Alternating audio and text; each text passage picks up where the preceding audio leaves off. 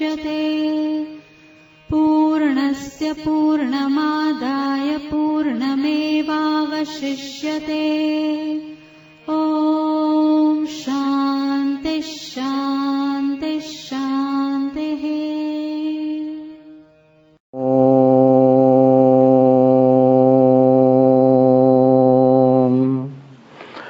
भद्रं कर्णेभिः शृणुयाम देवाः भद्रं पश्येमाक्षभिर्यजत्राः स्थिरैरङ्गैस्तुष्टुवांशस्तनूभिर्व्यसेम देवहितं जदायुः स्वस्ति न इन्द्रो वृद्धस्रवाः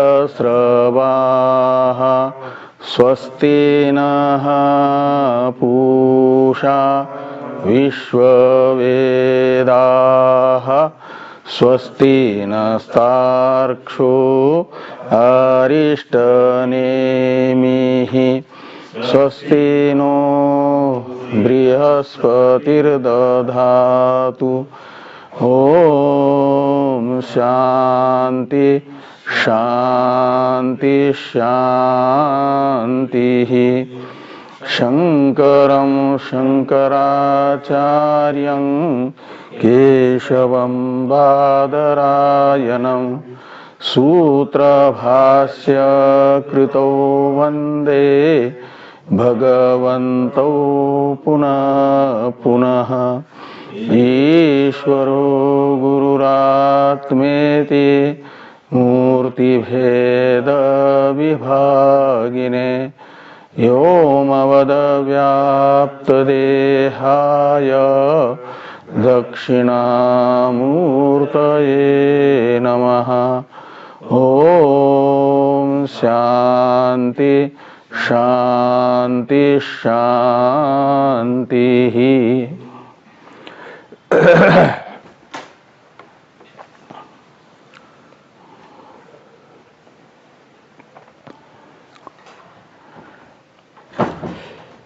अथर्ववेदीय मंत्र भाग की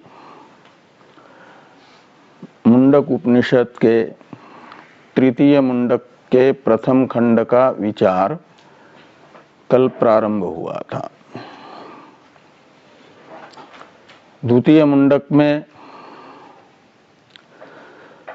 पराविद्या बता दी गई है। पराविद्या है जिससे तदक्षर शब्दित परमात्मा की आत्मरूप से उपलब्धि होती है और परमात्मा की आत्मरूप से उपलब्धि होने पर संसार के हेतुभूत अविद्या, काम और कर्म का आत्यंतिक उच्छेद हो जाता है। प्रारब्ध कर्म का भोग करके क्षय होने के बाद विधेय मुक्ति, सद्यो विधेय मुक्ति मिल जाती है। और जब तक प्रारब्ध है तो ज्ञानोत्तर काल में दृष्ट फल ज्ञान का जीवन मुक्ति, ये सब भी बताया गया पहले। और इस जीवन मुक्ति तथा सद्यो मुक्ति फलक पराविद्या के साधन के रूप से ओंकार आलंबनक परमात्मा का ध्यान योग भी साधन के रूप में बताया गया है। उस ओंकार आलंबनक परमात्मा का ध्यान रूप योग से ब्रह्म विद्या के प्रतिबंधक की निवृत्ति होगी और ब्रह्म विद्या सफला प्राप्त होगी। लेकिन इसके सहयोगी, ध्यान के सहयोगी साधन के रूप में बताना जरूरी है सत्यादि को भी। इसलिए इस प्रकरण का आरंभ हो रहा है तृतीय मुंडक के प्रथम खंड का। और जो पराविद्या से अधिगम्यमान प्रत्येक अभिन्न परमात्मा है, निर्विशेष होने से वह अणु से भी अणु है, यानी सूक्ष्मतम है। और अति सूक्ष्म वस्तु का ग्रहण सहसा नहीं हो पाता, वह दुर्विज्ञ है प्रत्येक अभिन्न परमात्मा। यदि कोई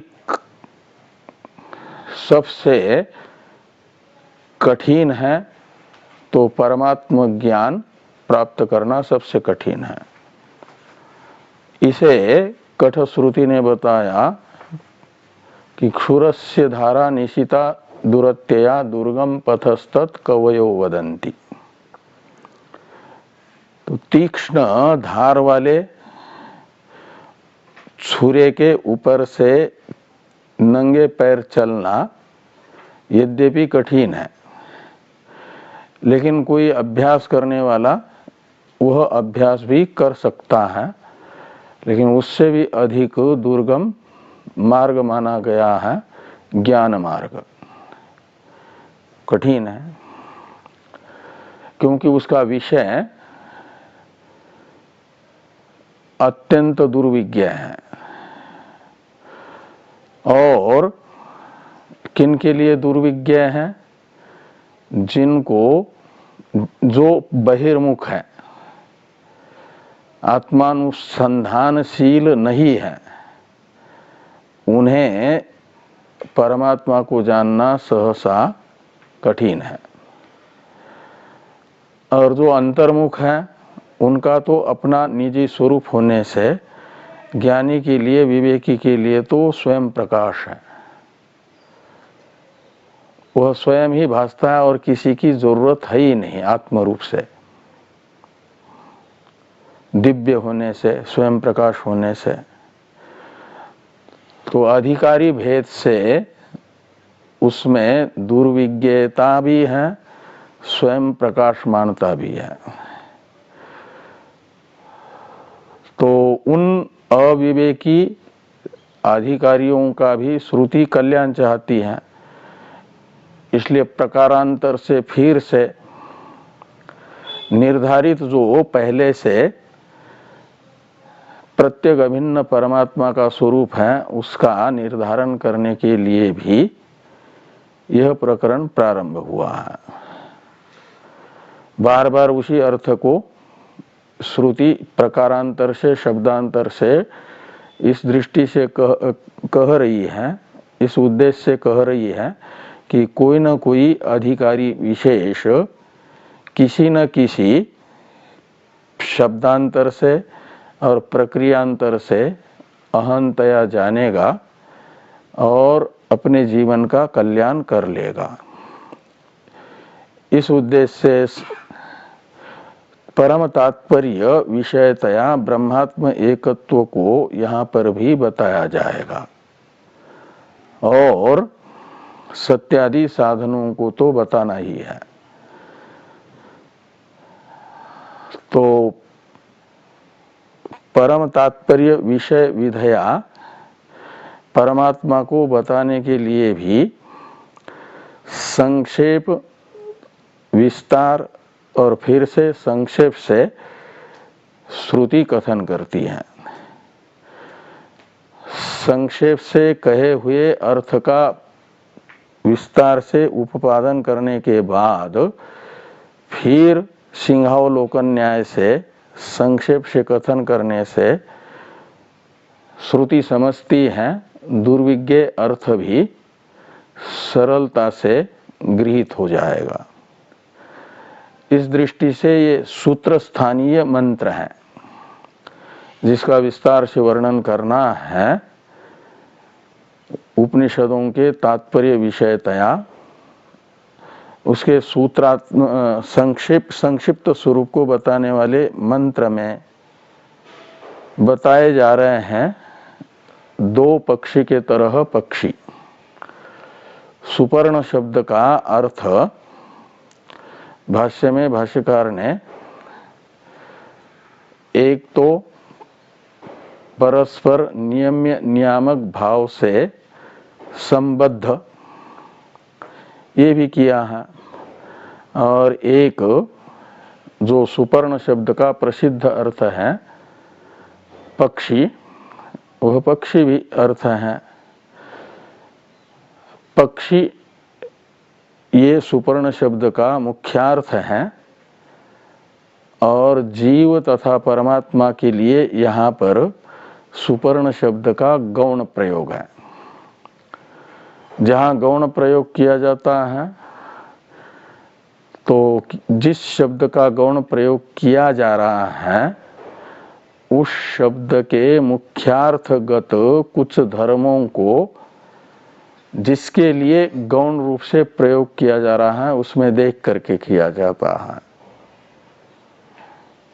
तो जो प्रसिद्ध सुपर्ण शब्द का अर्थ है पक्षी,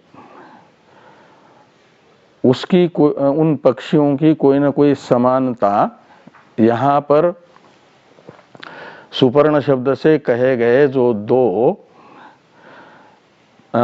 जीव और परमात्मा ये हैं, इनमें होनी चाहिए कोई न कोई समानता, तब गौण प्रयोग माना जाएगा सुपर्ण शब्द का जीव और परमात्मा में।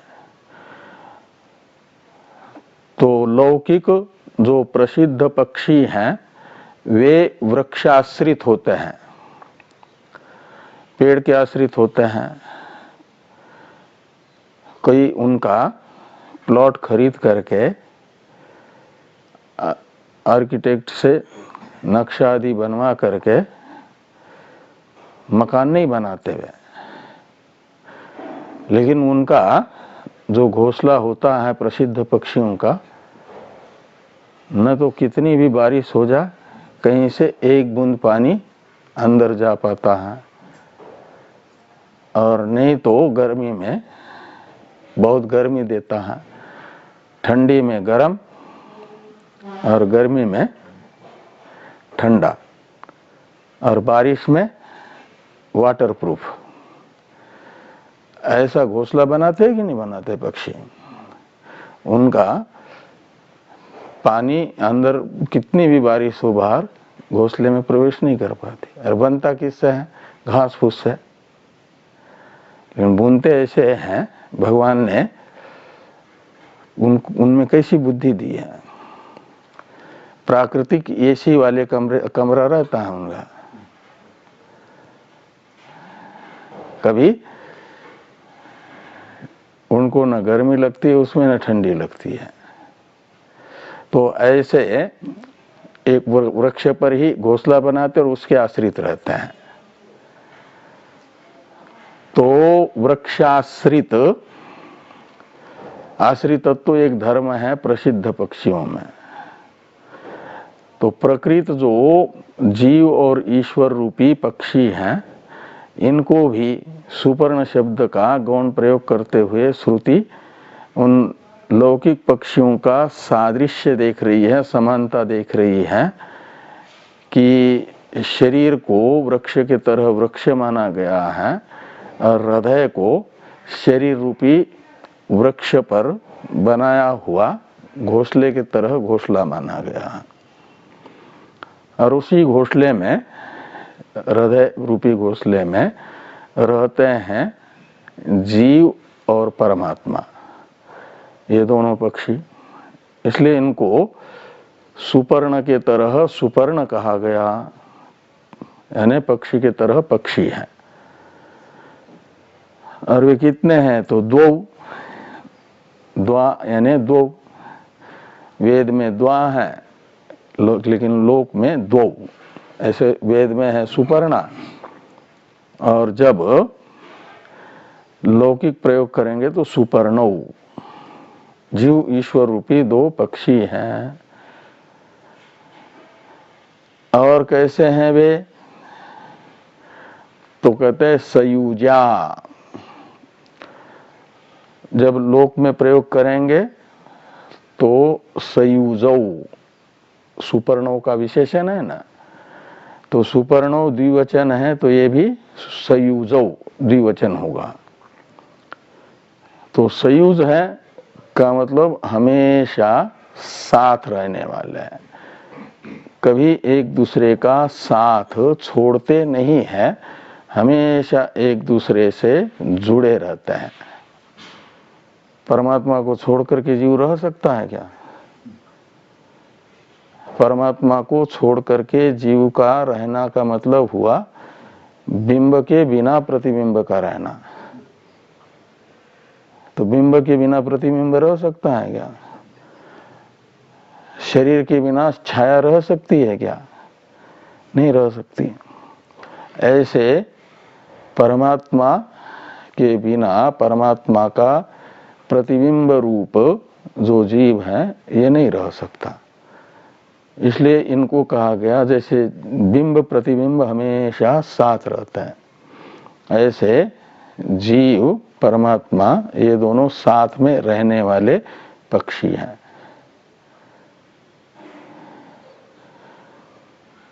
तो सयुज हैं। और कैसे हैं? तो कहते हैं सखायो। ये जीव और परमात्मा ये दोनों एक दूसरे के सखा हैं। सखी शब्द है, उसका प्रथमा के वचन में सखा बनता है, द्विवचन में सखायो। तो ये सुपर्ण सखा है, एक दूसरे के साथ तो रहते हैं लेकिन कोई जरूरी नहीं हमेशा एक दूसरे के साथ में रहने वाले एक दूसरे के सखा ही हो। मजबूरी में भी रह सकते हैं, लेकिन ये दोनों मजबूरी में नहीं रहते एक दूसरे के साथ, मित्र हैं एक दूसरे के, सखा है। सखा कहते हैं जिनकी समान आख्या है उनको कहा जाता है सखा। आख्या कहते हैं संज्ञा को, नाम को। तो समान नाम है दोनों का, यानी समान शब्द का अर्थ है एक। जीव और परमात्मा इन दोनों का वाचक एक ही शब्द है। कौन? आत्मा। जीव के लिए भी आत्मा शब्द का प्रयोग होता है कि नहीं? और परमात्मा के लिए भी आत्मा शब्द का प्रयोग होता है। यद्यपि परमात्मा के साथ परम जुटा है और जीवात्मा के साथ जीव ये विशेषण है, तो परम को हटा दो और जीव को हटा दो तो क्या बचता है? आत्मा। और आत्मा इस एक ही नाम से कहा जाता है जीव को भी और ईश्वर को भी।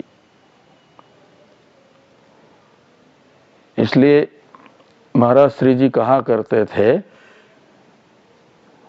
कि वेद में आत्मा शब्द और ब्रह्म शब्द एक दूसरे के पर्याय है। ब्रह्म यानी परमात्मा, और देखा भी जाता है बृहदारण्यक में आता है कि पहले ब्रह्म ही था,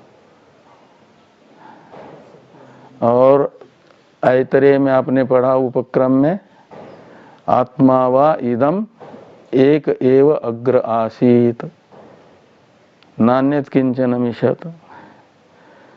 तो एक वेद ये बताता है कि जगत के उत्पत्ति से पहले ब्रह्म ही था, और दूसरा वेद वाक्य बता रहा है कि जगत की उत्पत्ति से पहले आत्मा ही था और कुछ नहीं, दूसरा कुछ नहीं था। तो आत्मा था कि ब्रह्म था, यानी परम ईश्वर था। और यदि ये दोनों अलग अलग होंगे, ब्रह्म पदार्थ और आत्मा पदार्थ, तो उपनिषदों का तात्पर्य सिद्ध होगा क्या? उपनिषदों का तात्पर्य किसमें है? अद्वैत में। तो आत्मा पदार्थ और ब्रह्म पदार्थ अलग अलग होगा यदि, तो जगत के उत्पत्ति से पहले एक श्रुति वाक्य ब्रह्म को बता रहा है, एक श्रुति वाक्य आत्मा को बता रहा है, तो दोनों भी प्रमाण हैं। और दोनों में प्रामाण्य की उत्पत्ति के लिए या तो दो पदार्थ मान लो अलग अलग है तो, या तो दोनों का अर्थ आत्मा का और ब्रह्म का एक मान लो, ये होगा ना। तो आत्मा शब्द से ही कहा जाता है ब्रह्म को भी, और आत्मा शब्द की प्रसिद्धि जीव के लिए भी है। तो कहा यदि आत्मा शब्द से ही दोनों को कहा जाता है, एक ही आख्या यानी नाम है आत्मा ये दोनों का, तो परम शब्द को क्यों जोड़ दिया साथ में और जीव शब्द को क्यों जोड़ दिया? परमात्मा और जीवात्मा, ऐसा ये व्यर्थ ही विशेषण प्रतीत हो रहा है ना? व्यर्थ है कि नहीं? जीवात्मा परमात्मा क्यों नहीं है? क्या व्यावर्तक है उसका? जब दोनों का एक अर्थ है और दो वस्तु है ही नहीं, तो आत्मा ही बताएगा जीवात्मा को और परमात्मा को। तो परम ये विशेषण और जीव विशेषण देने की क्या आवश्यकता थी? तो कोई आवश्यकता नहीं थी ना। घी खाते हैं कि नहीं? कौन सा? कौन सा घी खाते हैं?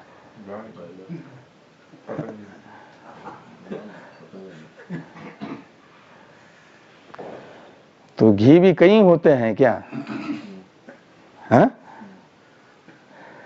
तो बहुत पहले, आज से 100 वर्ष पहले पीछे जाइए, तो उस समय घी शब्द का अर्थ ही होता था गाय और भैंस के, गाय के दूध से, जिनके पास गायें हैं, तो दही बना करके उसको विलोड़ित करके मक्खन निकाल करके और उसे गर्म करके बनाया हुआ घृत, चाहे वो गाय का हो या भैंस का हो, घी कहा जाता था। घी खा रहे हैं। लेकिन कुछ दिन बाद जैसा जैसा दूध का प्रयोग बढ़ता गया रोज के खाने में, दूध यानी चाय भी पहले लोग पीते ही नहीं थे, थोड़ा बहुत दूध पीते थे, नहीं तो छाछ पीते थे, और मक्खन निकलता था उसका, घी बन जाता था। तो घी पर्याप्त मात्रा में बन जाता था। लेकिन इधर जो है कुछ समय से चाय में भी दूध में पत्ती डाल करके ही चाय चाहिए। कितने लाख लीटर पूरे विश्व में,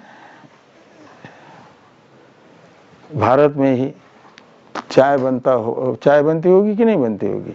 कई लाख लीटर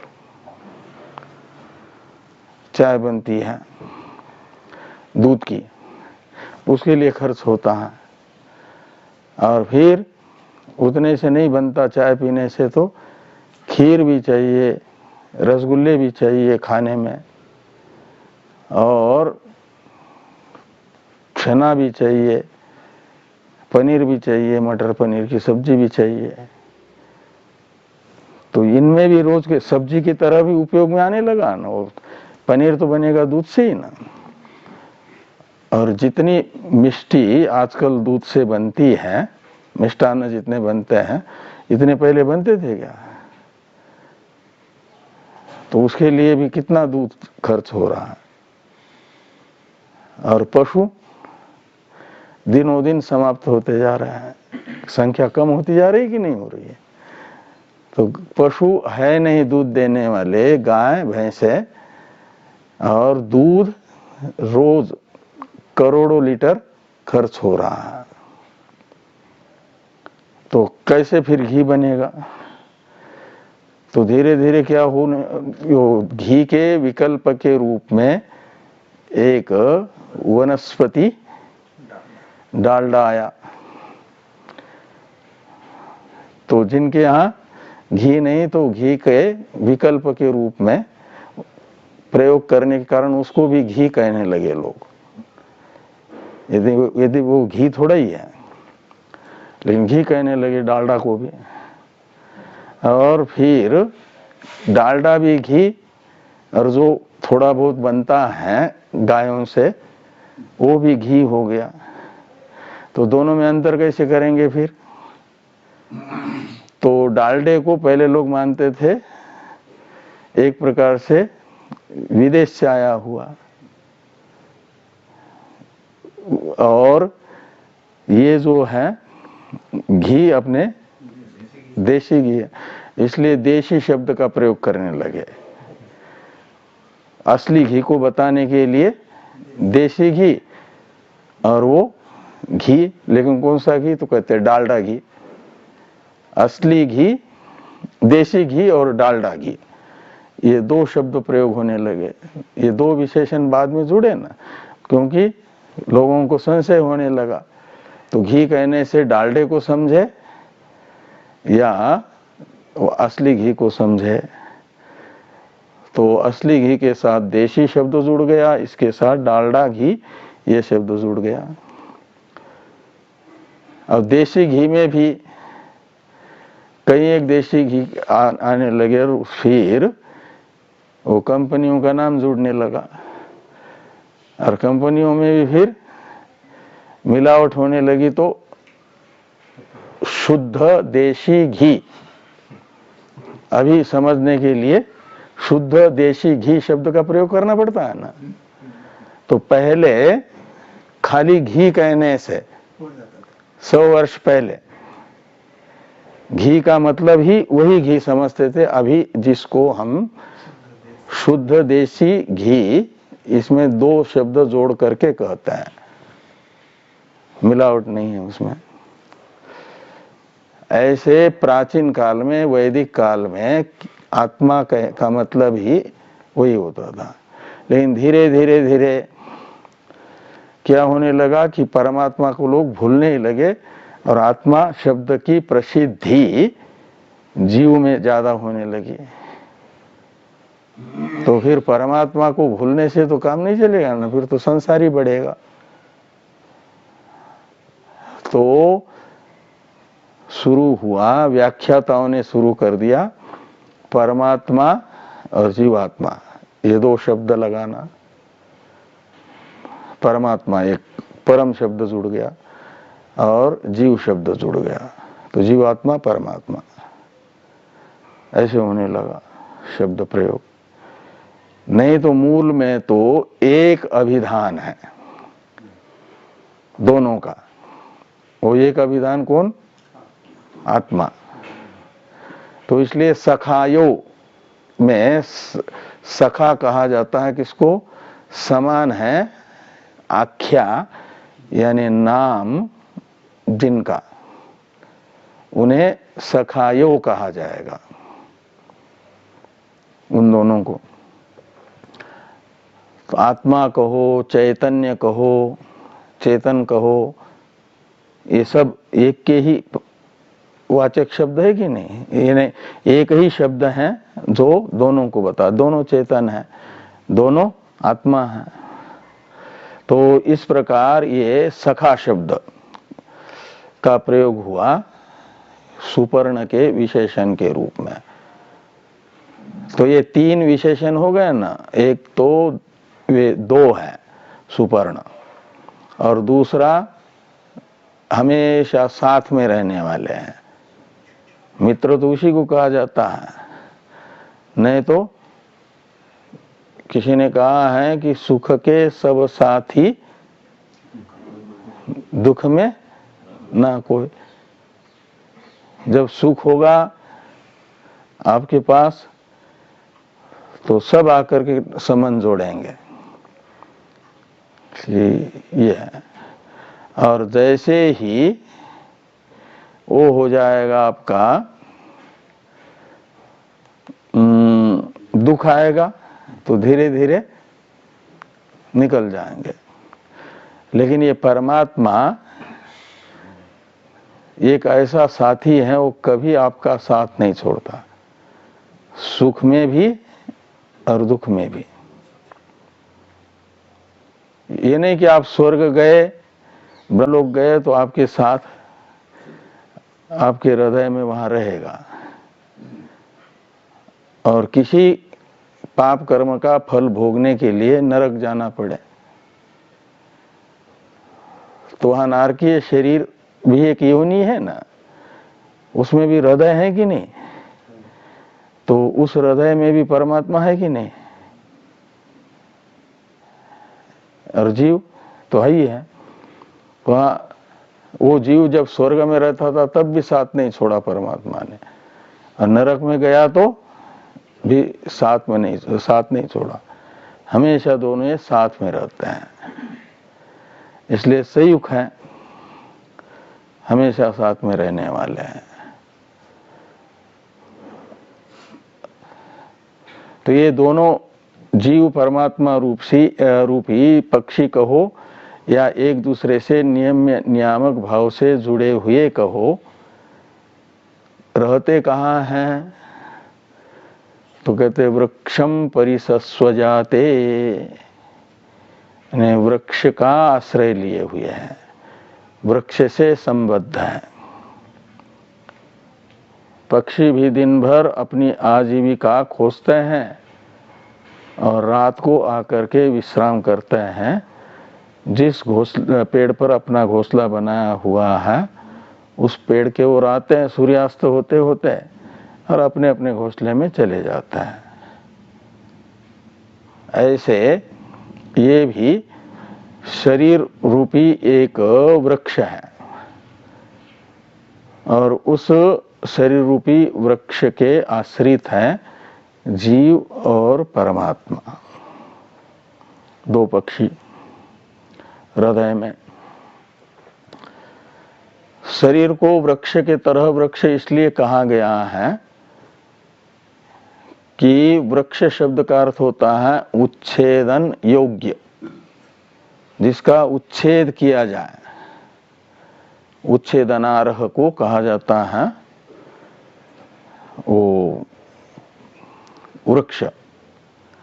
तो शरीर का भी उच्छेद होता है। प्रसिद्ध वृक्ष को तो काटते ही है, और शरीर भी शस्त्रादि से कटता है यदि कोई हत्या करता है तो। लेकिन नयनम छिन्नन्ति शस्त्राणि नयनं दहति पावकः, आत्मा के लिए तो कहा जीव और परमात्मा, इनको तो शस्त्रादि नहीं काटते, शरीर आदि को काटते हैं। न हन्यते हन्यमाने शरीर है। लेकिन शरीर तो विनाशी है, वृक्ष का अर्थ निकला विनाशी होने से शरीर वृक्ष की तरह वृक्ष है। और वृक्ष की समानता है, ये संसार का वृक्ष के रूप में वर्णन गीता के 15वें अध्याय में आया ना, पहले 2 श्लोकों में। ऊर्ध्वमूल मदशाख अश्वत्थम प्राहुरभ्ययम। तो ये जो शरीर रूपी वृक्ष है यही संसार है, इसका मूल ऊपर है, ऊर्ध्व मूल है। ऊर्ध्व का अर्थ है असंश्लिष्ट, अध्यस्त पदार्थ से जिसका कोई संश्लेष नहीं है। तो अध्यस्त पदार्थ कौन है? अध्यस्त पदार्थ है संसार, ये शरीर भी, और उसके साथ इन सब का अधिष्ठान है आत्मा। और इस आत्मा का कोई संबंध वास्तविक नहीं बनता किसके साथ? शरीर के साथ। परमात्मा का संबंध नहीं बनता। इसलिए परमात्मा रूपी जो मूल है, विवर्त उपादान कारण कहो या अधिष्ठान कहो, वो है इस संसार का। शरीर का भी विवर्त उपादान कारण वही है। और अवाक शाख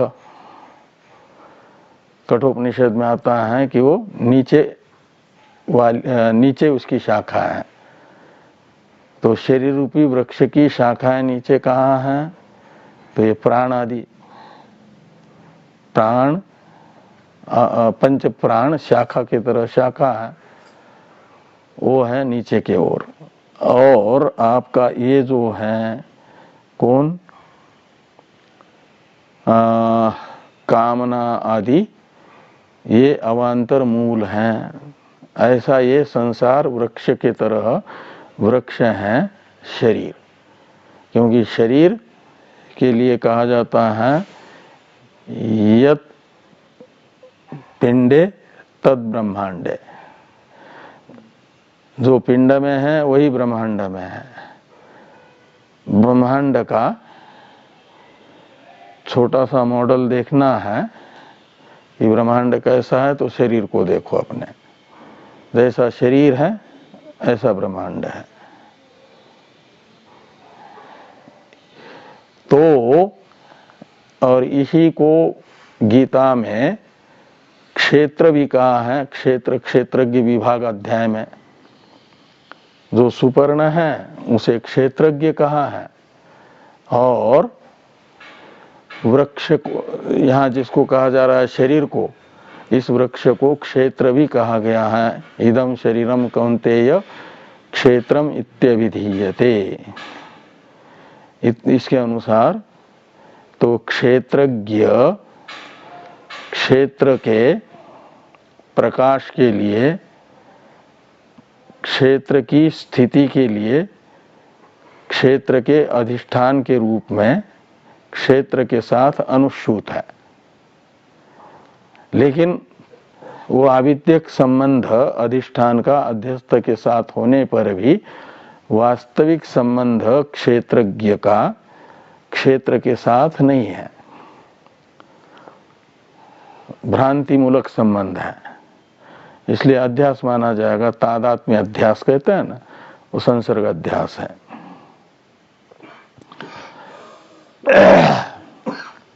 तो इस प्रकार पूर्वार्ध में एक शरीर रूपी वृक्ष के आश्रित, हमेशा एक दूसरे के साथ रहने वाले और आत्मा चैतन्य इत्यादि एक ही नाम से कहे जाने वाले दो पक्षी की तरह पक्षी बताए गए जीवात्मा और परमात्मा, उन दोनों में से शरीर वृक्ष की तरह वृक्ष हैं तो वृक्ष में फल भी लगेंगे नहीं? वृक्ष में फल लगते हैं ना, तो ये शरीर रूपी वृक्ष पर भी फल लगता है। कितने फल लगता है इसमें? साल में क्या पूरे जीवन में 2 ही फल आते रहते हैं और वो कभी समाप्त नहीं होते हैं। एक तोड़ लो दूसरा आता है, दूसरा तोड़ लो फिर दूसरा आता है। तो सुख और दुख ये शरीर में ही लगते हैं ना, इसलिए शरीर को भोगायतन कहा जाता है। यद भोगायतनम तदेव शरीरम। जो भोगायतन है वो शरीर है, जिसमें रह करके जीवात्मा अपने पूर्व में किए हुए कर्मों का फलानुभव करता है। तो कर्मों का फल है सुख दुख, वो शरीर में ही रह करके होता है। इसलिए माना गया शरीर आश्रित हो करके जीवात्मा कर्म फल का अनुभव कर रहा है। इसलिए ये यहाँ पर पिप्पलम शब्द का प्रयोग किया है। किसके लिए? कर्म फल के लिए, सुख दुख के लिए। तो पिप्पलम का मतलब होता है कर्म फलम।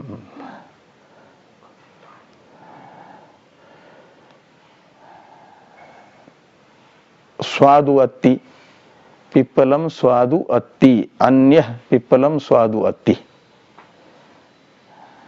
तो अन्य यानी एक, पिप्पलम यानी कर्म फलम, सुख दुखम, स्वादु अत्ति। तो स्वादु अत्ति का अर्थ है अनेकों प्रकार की संवेदनाओं के साथ वो अत्ति यानी भोगता है, खाता है। तो स्वादु का अर्थ है आस्वाद ले करके, और आस्वाद है अनेकों प्रकार की संवेदनाएं।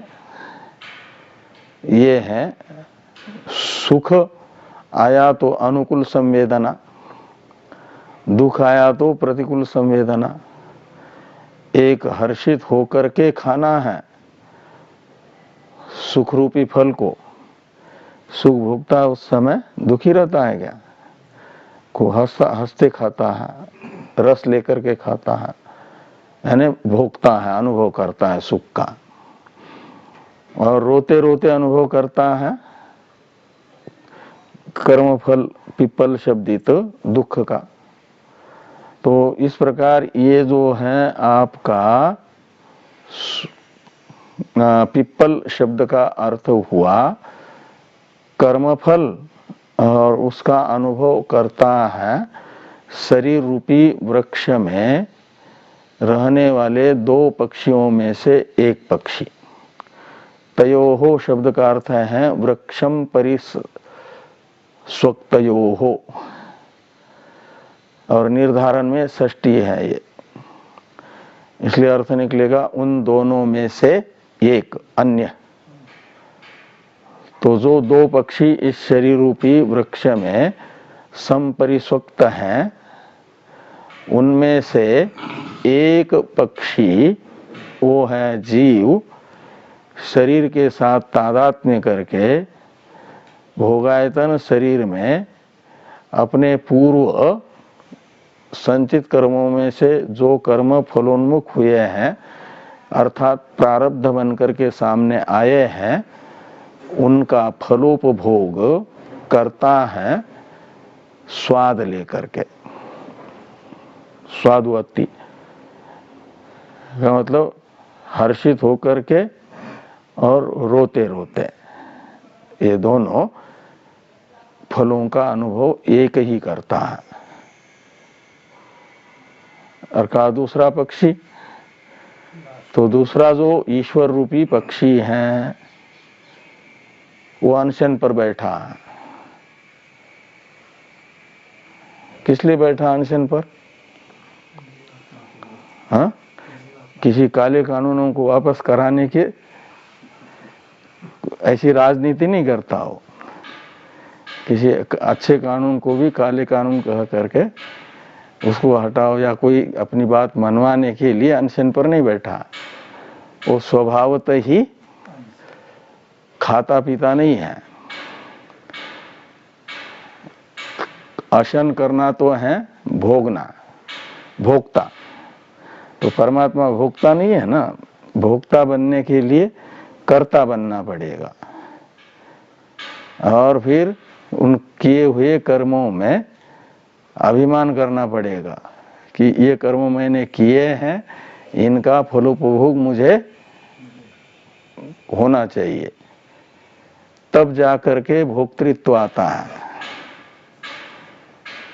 ऐसा कौन करता है? जीवात्मा और परमात्मा में से कौन कर्म फल की इच्छा से प्रेरित होकर के कर्म करता है? यदि भी परमात्मा भी अवतार लेकर के कर्म करते हैं, इसलिए भगवान ने कहा ना, यदि हे हम न वर्तेयम जातु कर्मण्यतंद्रितः मम वर्तमान वर्तन्ते मनुष्या पार्थ सर्वशः उत्सिदे यूरिमे लोका न कुर्याम कर्म चेद अहम। ये सारे जो लोक हैं ये इनका उच्छेद होगा, यानी विनाश होगा पूरे संसार का। कब? यदि मैं कर्म न करूं तो। भगवान के कर्म करने से संसार टिका हुआ है। कैसे टिका है? तो मेरे पर श्रद्धा करते हैं ये लोग, और मेरे पर श्रद्धा करने से मैं जैसा करूंगा ऐसा वे भी करेंगे। और मैं यदि कर्म करना छोड़ दूं, बंद कर दूं, तो मेरे अनुयायी भी कर्म करना छोड़ देंगे। और कर्म नहीं होगा तो कर्म पर न ये संसार टिका हुआ है, इसलिए संसार का उच्छेद होगा।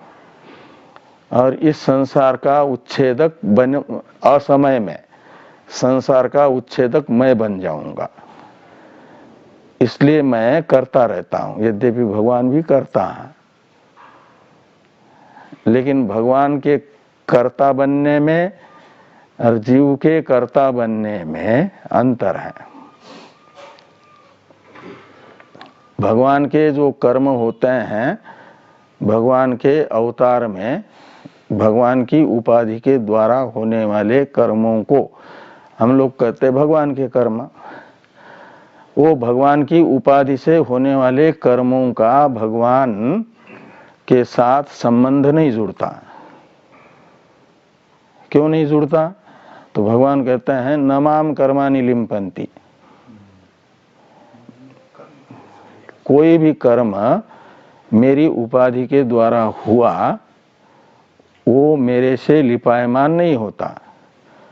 कर्म का लिपायमान होना है जन्मांतर का आरंभक बनना, सुख दुख का हेतु बनना।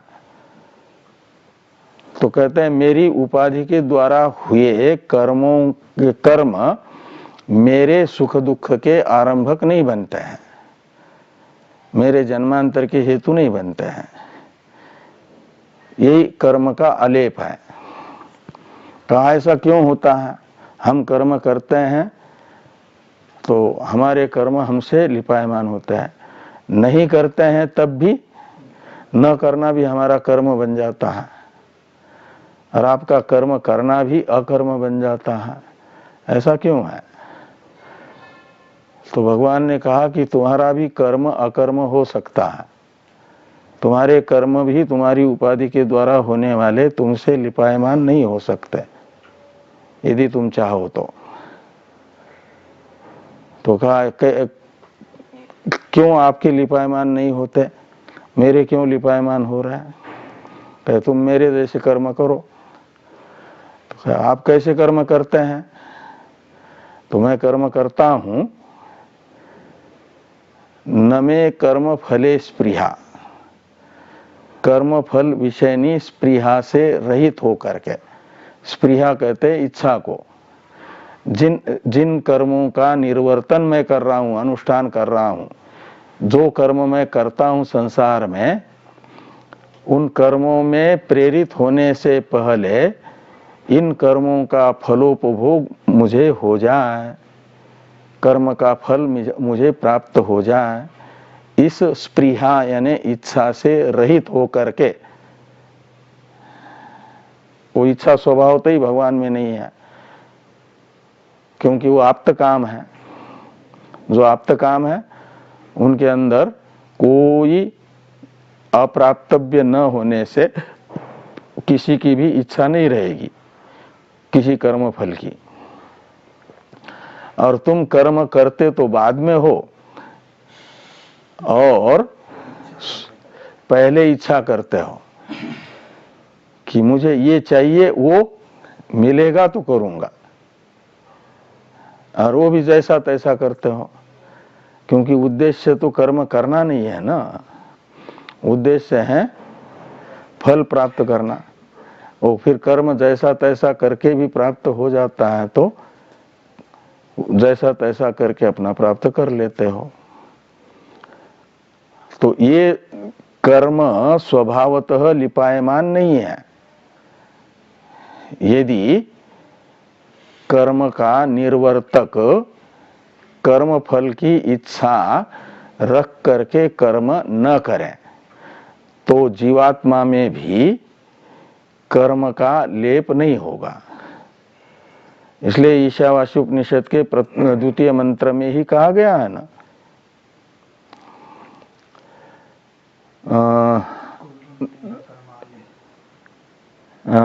ये जो है चौथा पाद क्या है, कुर्वन् नेवेह कर्माणि का, कुर्वन् नेवेह कर्माणि जिजी विषेत शतम समा एवं तो नान्य थे तो स्थि न कर्म लिप्यते नरे, ये उत्तरार्ध में कहा।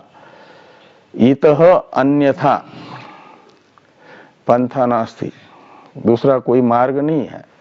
एवं तो ही यानी किस लिए तो कहते हैं कर्म का लेप तुम्हें न हो, कर्म करते रहें लेकिन कर्म फल की इच्छा न रखें, अर्थात निष्काम कर्मानुष्ठान को छोड़ करके दूसरा कोई साधनांतर नहीं है जिससे कि साधक कर्म बंधन में न फंसे, साधक का कर्म लिपायमान न हो। नहीं तो कर्म तो करना ही पड़ता है, भगवान को भी करना पड़ता है तो हमें तो करना पड़ेगा ही पड़ेगा। कैसे, तो भगवान ने कहा नहीं तो शरीर यात्रा पीछते न प्रसिद्धेद कर्मणा, श्वासोश्वास लेना भी कर्म है कि नहीं,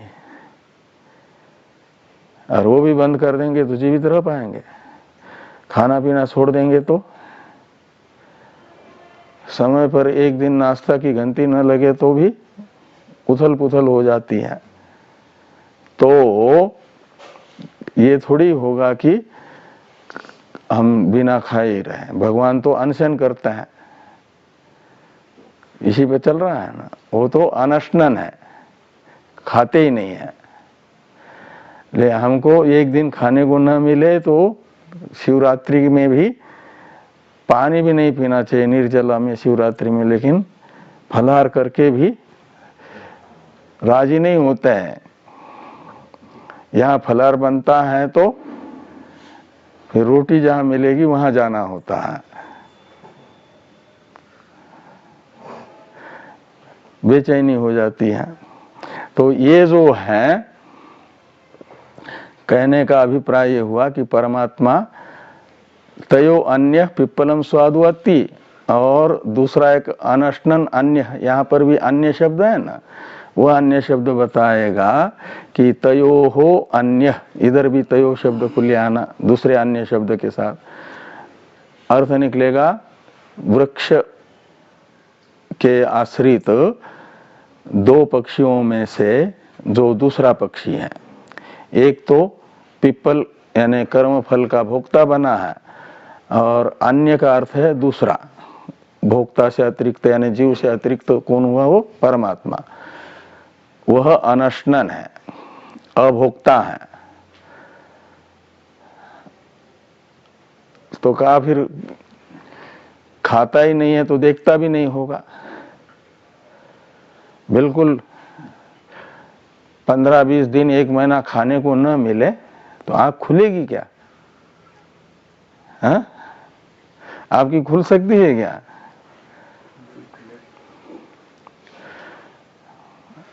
और इधर परमात्मा खाता नहीं है तो फिर देखता भी नहीं होगा, तो कहते ऐसा नहीं है, वो सारा काम करता है, देखता भी रहता है, और एक ही काम है उसका, देखते रहना, नियामक है ना।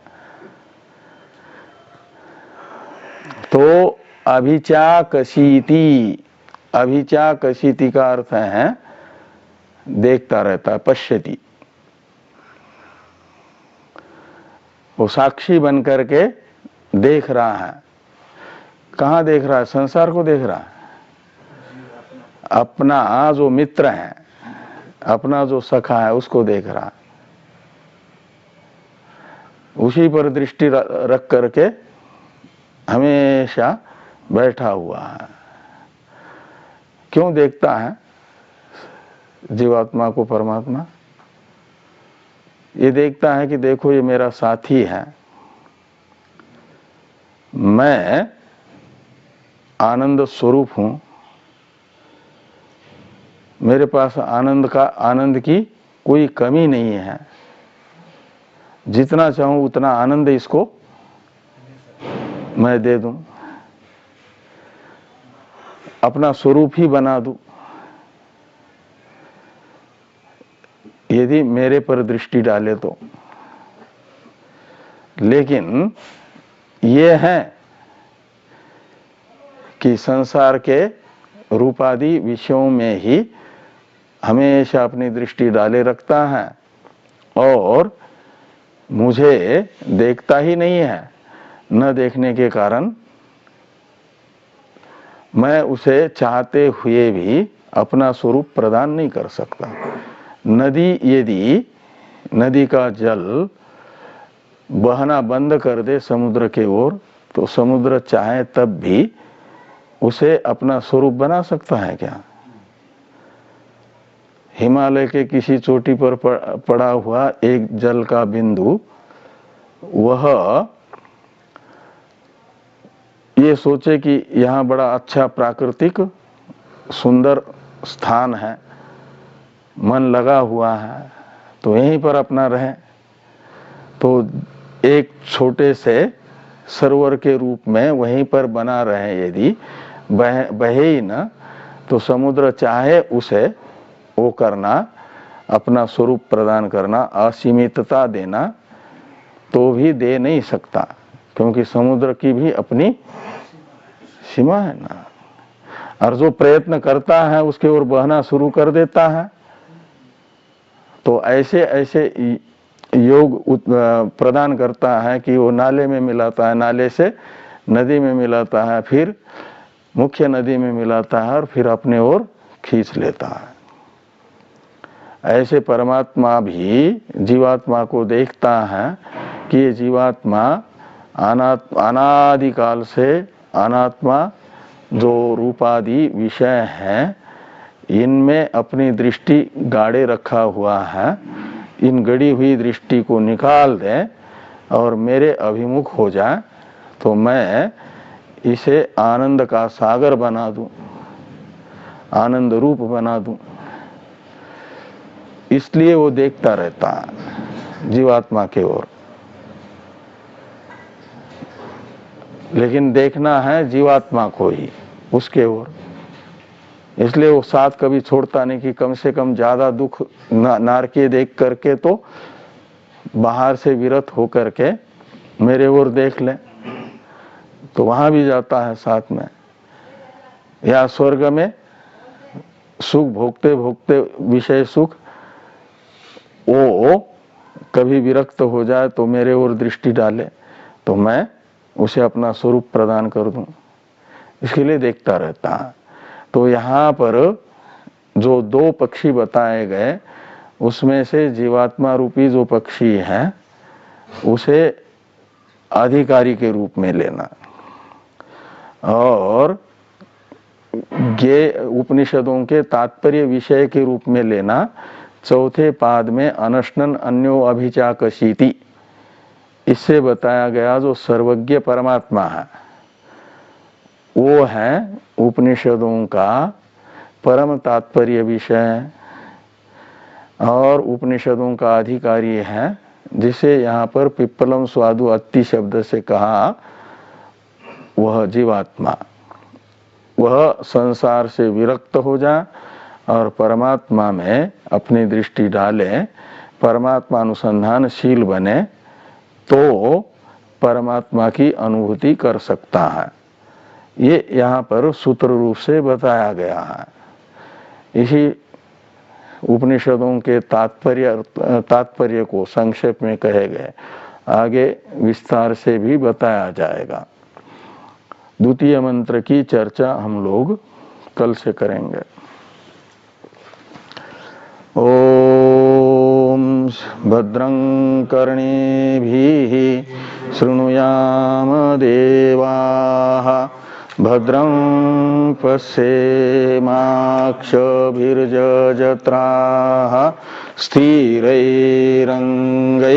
स्तुष्टुवागुंशस्तनूभिर्व्यसेम देवहितं जदायुः स्वस्ति न इन्द्रो वृद्धस्रवाः स्वस्ति नः पूषा विश्ववेदाः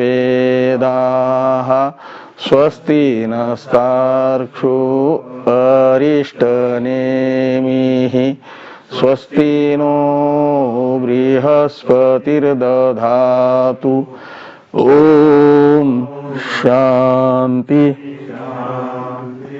शान्तिः शङ्करं शङ्कराचार्यं केशवं बादरायणं सूत्रभाष्य कृतो वन्दे भगवन्तौ पुनः पुनः ईश्वरो गुरुरात्मेति मूर्तिभेदविभागिने व्योमवद्व्याप्तदेहाय दक्षिणामूर्तये नमः। ॐ शान्ति शान्ति शान्तिः।